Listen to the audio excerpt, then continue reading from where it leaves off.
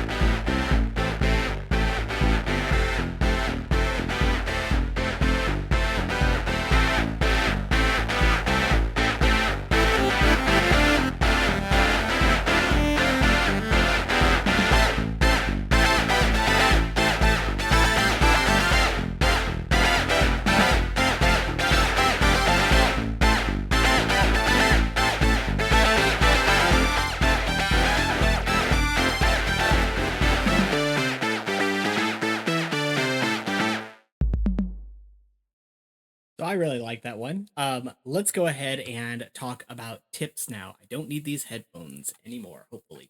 So, as mentioned, I am somebody who struggles greatly with lyrics, although I have improved over time. And I wish I could tell you how I improved, but honestly, it has just been the consumption of more music and the trying to put myself in an environment that's conducive towards creating more music, being unafraid to use my phone and use my, voice recorder or something like that, just to record a melody when I come up with it, or record a sentence of lyrics, or even just an idea when I come up with it. This year, I wanted to put more focus on creating music, and this month specifically has been really phenomenal for me because literally at the very beginning of this month, I think on like the second of this, it's February. It's very early February. And so less than a week ago, I came up with a riff, a sound for the song that I would ultimately turn into Bad Vibes, which I am super happy with, by the way. And that was one of those songs that kind of came to me all in one go, which is normally unusual for me, but seems to be happening more and more with time, which tells me that that is something that you should try to recognize within yourself. My first tip towards you is that when you recognize something that is unusual for you, maybe the creative juices are flowing in a way that's different from usual, take advantage of that. Recognize that momentum for what it is. Hop on it and see where it takes you. Even if you create a part of a song that you don't like for that song specifically, you might like it in something else. Record it anyway. Even if it's bad, even if it's pitchy, even if it's off tempo or whatever, record it anyway. The worst thing that happens is you have a very small recording on your phone of something that you're not going to use. Oh well. But the tips that I wanted to give you, and to summarize this whole thing, are I think one of the strengths of lyrics in most all music is to try to tap into universal experiences, relatability. People want to listen to, oftentimes, something that they can either relate to, or if they cannot relate to it themselves, is tangential to a feeling that they're currently having.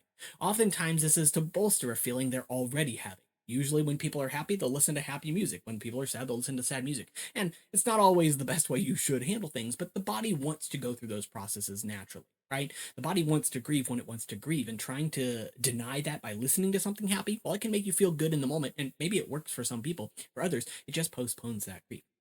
When it comes to trying to lean into relatable experiences, then I wrote down several, and I separated them into basically three different, well, four different subtopics, right? There is sadness, melancholy. This is probably the one that I think you could get the most mileage out of because, we live in an economy that is not great. We live in a time where not everybody has access to things. That's most people. Most people are struggling most of the time. Even if not where you live in the world, a lot of people are struggling. And it's unfortunate, but it is a fact of reality. And it's something that you can tap into. It's not the only thing to tap into. There's also talking about, stories, relatable experiences out of time. For yearning for a past you didn't exist in, or yearning for something contemporary but that is topical based on what's going on either around you, or even if it's not around you, something that you have empathy for or you can sympathize with, or you can just give your own opinion on, share your own lens, your own perspective on. There are also, of course, positive songs as well, positive things you can tap into that are relatable to, I think, everybody as well. And of course, you can tell stories, right? With that being said, what I have wrote down is rejection in this term of melancholy or sadness, right? I think everybody has either experienced rejection of some kind. And this doesn't just mean like rejection in like a relationship, for example. Rejection in something you may have wanted, but it went to somebody else, or something that you thought you qualified for, but you didn't. You didn't make the cut, so to speak, right? And so you can tap into that. I think the easiest, most obvious sort of way to, um, you know, tap into this is, whoa, what if that person says no? Whether it be the person you're interviewing for, or, your prospective crush or love interest or whatever. Again, these are relatable things because everybody at some point in their life has had a crush on somebody, most people, right? Everybody has had an experience where they've wanted to get something and just been denied it, right? So rejection is something that I think everybody fears. I think it's going to be different for everybody, but we can all relate to it. In relation to rejection, there's also grief. To go back on rejection too, rejection doesn't always have to be something that takes place. It can also be something that you fear up here. You think you will be rejected, so you don't even bother going for the thing, right? To move on, grief, it's another one of those things that I think everybody has experienced. We've all lost a loved one, obviously.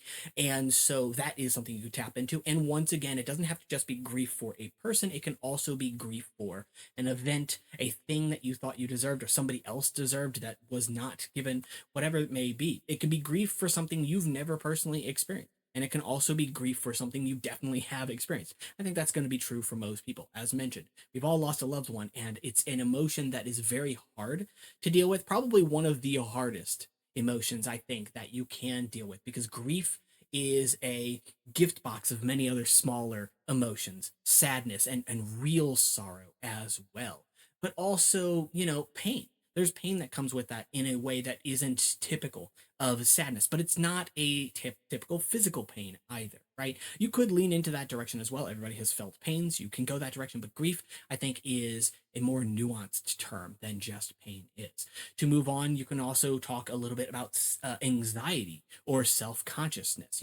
I worry what other people might say, so to speak. And so that is an easy example I think that you can lean into, because once again, I think many people have felt anxious at least at some point in their life. What are they going to think about how I did on this thing, right? Whether you be a student and you're taking a test and, oh man, I can't wait to the test scores come out, whatever. It's little things like that. Obviously, your topic, your setting, the setting for your music can be anywhere, right? You can talk about music written in the bedroom from the bedroom, but you can also talk about music written in the bedroom, but it's talking about like school, or it's talking about work, or it's talking about, a church function or what have you, whatever is a part of the community that resonates with you, that takes up an any amount of your life. You probably have stories that you could tap into from those things. Or if you don't, you've probably heard stories that you could tap into as well.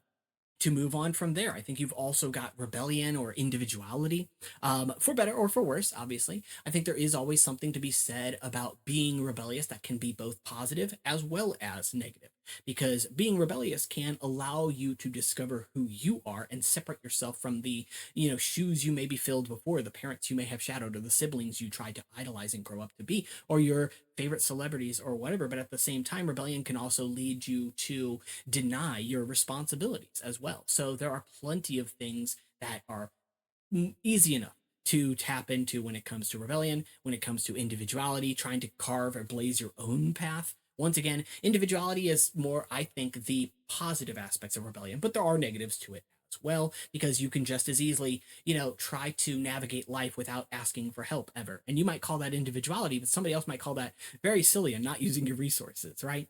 We've all been there. So, one moving on from there, you've got understanding the self, yourself, somebody else, right? And that once again can be both positive or negative, both happy or sad, right? For people who are trans, for example, learning that about yourself is a pivotal moment in life, and it comes with a mixture of emotions. I have to imagine. I'm not trans myself, but like I can empathize with people who have had to go through things that I will never have to experience. And there's a lot that comes with that as well. Again, there are a lot of positives, especially if you come from an accepting family, culture, society, what have you, or you're in a place where it is comfortable for you to be yourself and express yourself. But some people also have to deny who they are because they're afraid to reveal who they are. And sometimes rightfully so. It sucks. Again, society is not always a fun place to exist within, and families aren't always understanding or accepting of who you might be, that part of your individuality, right? Moving on from there, when it comes to understanding the self, I am who I am, or am I who I am, right? Then there are, of course, universal truths. This is something I think many artists have pulled from in the past. There are obviously many truths that we like to deny, but like life is unfair is a very easy topic to write about. Society is unfair. Shit sucks. That kind of stuff. Like that, those are universal truths. You're often taught with those rose tinted glasses, if you will, to view the world growing up very optimistically. Most people.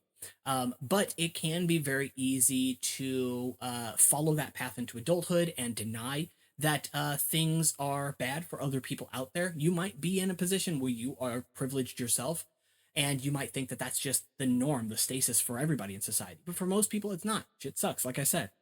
So yeah, universal truths, once again, very easy to tap into and talk about. There are other tangential things related to that. We'll get to that back to that in a minute. There's also feeling unworthy, feeling out of somebody's league, or feeling like you don't deserve what you got, or the opposite of that, right? There is also, feeling like you haven't met expectations for somebody else, right? So you could be in a relationship with somebody and they see you one way, but you might see yourself another. Or maybe you're not revealing your full self to that person, right? And so that can also make you feel very unconfident, it can lead to stasis, etc. And so, or I guess staleness is a better way to put that, right? So once again, easy enough to tap into something like that because it's very easy to feel like you are not deserving of what you have, right? In a way, you could also look at this as one manifestation of like imposter syndrome, so to speak. Again, there are very many ways to look at that as well. It's a more nuanced term than just feeling unworthy, but that can be a part of it.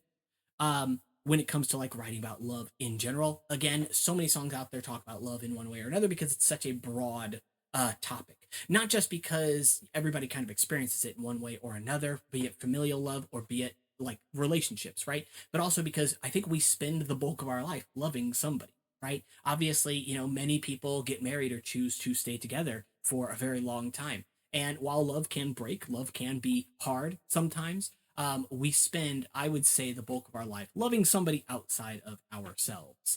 And so the beginning of love or the end of love and where it leads from there are easily things that you can tap into and write about. How you fell in love or how it feels to fall in love, right? Or, what happens after a relationship ends. If you stay with a person as friends, as strings attached, whatever, or what maybe you both want separate things. Maybe they want to remain friends, but you don't, or something, and you're trying to placate their feelings, or what have you, right? At the end of the day, let's move on from there. You've got also unrequited love is another one as well, or unexpressed love, right? Unrequited love being something where it's a type of love you cannot get back in return. Unexpressed love could be, like I said, having a crush on somebody, as simple as that. You have a crush, but someone might not know about it. You could easily talk about that in a song and how taboo that might be, or, ooh, I've got a secret, but they don't know it, or whatever. It could be a secret amongst friends. It could be a secret that only you know, etc., right? It could be a secret that they know, but they don't know they know it, right? Like you've dropped hints that somebody like, no, there's a lot you can tap into, right? This is all what I have classified as sort of melancholy. And the reason I called it melancholy and not just sad is because I think, again, that's a more nuanced emotion, term, feeling environment than just sadness, because not all of these are sad. And melancholy, in the same way as nostalgia, can be beneficial as well. As I mentioned too, when I said out of time, yearning for a bygone, unexperienced era, or an experienced era that you wish you could return to, or you want to pull something from, right? This is another one of those sort of dastardly, it seems like it can be very fun to write about this kind of stuff. But remember, life moves on for a reason. I mean, partially because it's out of our control, but also because things are always advancing, and not everybody advances at the same pace as society does. And so, there are obviously good and bad aspects to feeling out of time, writing for something that feels like it has passed you by or that you have passed by. Also, as I mentioned already, contemporary stuff, talking about topical things, talking about whether they be politics, whether they be what else is in the news, societal things, etc. Right? You could also tell a story, or tap into like folklore, especially regional folklore or cultural folklore. I think that there's a lot of nuance there for a talented writer. That's harder for me to really tap into, of course. And then when it comes to what I classified as typically positive types of things to pull from, right? You've got triumph, doing something that's perceived as difficult or impossible. Those are, and triumph doesn't even have to just be pulling from something. It can just be about creating the feeling for the sake of creating the feeling. When we listen to Move With Me, that little thing that I wrote a few minutes ago, that's a very bumpy song. Like, that makes you want to move, right? That feels like a very happy, kind of upbeat, like, oh yeah, this is great. And so that to me feels like a song you'd want to write a little bit about triumph, but it doesn't mean you have to. Obviously, there's a lot of strength that comes from juxtaposition as well. Writing a song that sounds really upbeat, but then you listen to lyrics and you're like, oh, this is morbid. This is dark. You got like Pumped Up Kicks, for example, where the sound, it's a really nice sounding song, right? Or you've got Semi Charmed Life.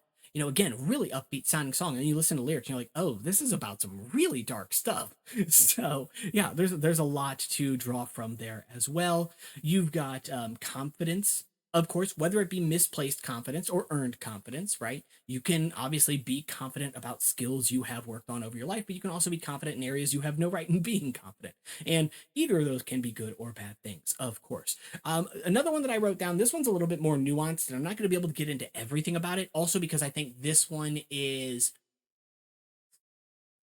I chose few words to express this. Why do long word when few word do trick? I wrote this down as innate primal desires. Now, this is something that's a little bit more nuanced because it's all subject to what you believe is innate or primal. And obviously, there are a lot of problematic directions you could take something like this. So I only wrote it that way because that's only a handful of words and easy to describe. But people like to dance. People like to move. People like to chase or feel like they're being chased. Not always like, sometimes they dislike it, right? But people like the chase. You know what I mean?